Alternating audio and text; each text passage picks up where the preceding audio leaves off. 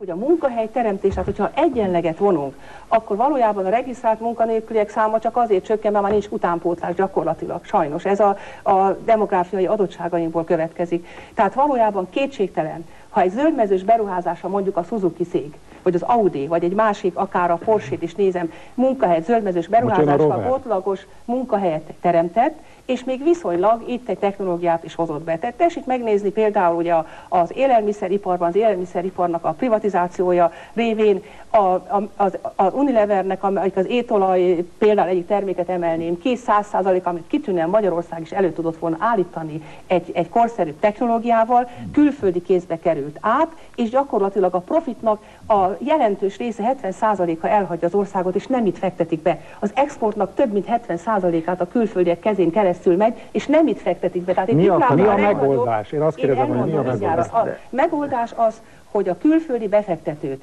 arra kellene kötelezni pénzügyi eszközökkel, hogy hosszú távba gondolkozzon, technológiai befektetéssel, ne egy tőke kivonásba gondolkodjon, hazai munkaerőt alkalmazva. Erzsébet, ne keverjük össze a tőke kivonást a profit kivonással.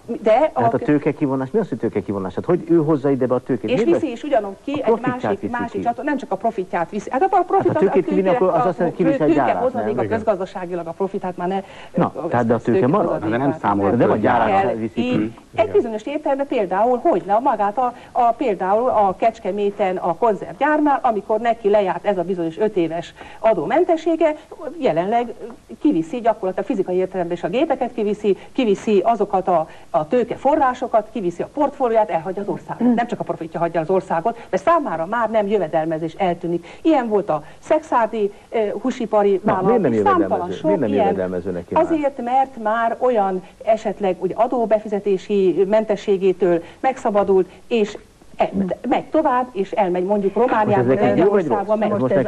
Számunkra ez jó vagy rossz? Ez rossz. Rossz, hogy kimegy a tőke. Ez határozottan rossz. Tehát azt kívánni, hogy jöjjön be a tőke. Azt mondom, hogy meg kellett volna azt például magyar kézbe tartani, hagyni, magyar technológiát fejleszteni, mert lehetőség lett volna saját erőnkből is ezt fejleszteni, és csak oda beengedni a külföldi tőkét zöldmezős beruházással, vagy technológiai fejlesztéssel, ahol a számunkra nincs egyrészt olyan termelési kultúra, hagyomány, vagy volt valami akadály annak, hogy a magyar vállalat megmaradjon magyar kézben?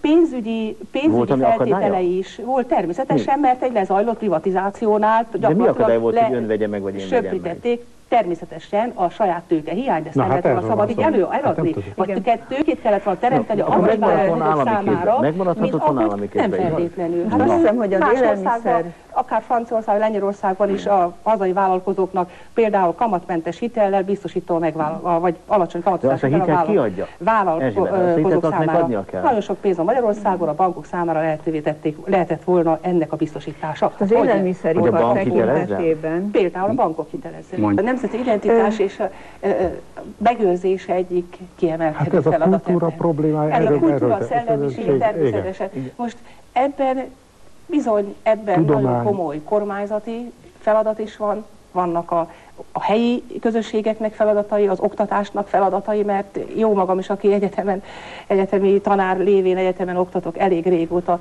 lehet tapasztalni, hogy mennyire elsilányultak ezek az értékrendek, és bizony egy tanárnak, aki ezt meg szeretné tartani és őrizni, mennyi plusz munkát kell a szakmai tudás átadásán kívül még hozzáadni, mert különben kozmopolitává, arculatnélkülivé válik. A nemzettudat ez egy alapvető feladat. Így van. Tehát az, hogy ezen belül. És bármit is ad elő az illető a katedrán vagy az általános iskolában, bizony valahogy mindig ott kellene kisugározni a nemzeti tudatot, és ennek benne kellene lenni a tankönyvekben, a napi viselkedésben, és ezek hiányoznak a Magyarországon. Vagy legalábbis nagyon gyengülő vagy szorványosan vannak. A nemzettudat. Óriási baj ez Magyarországon.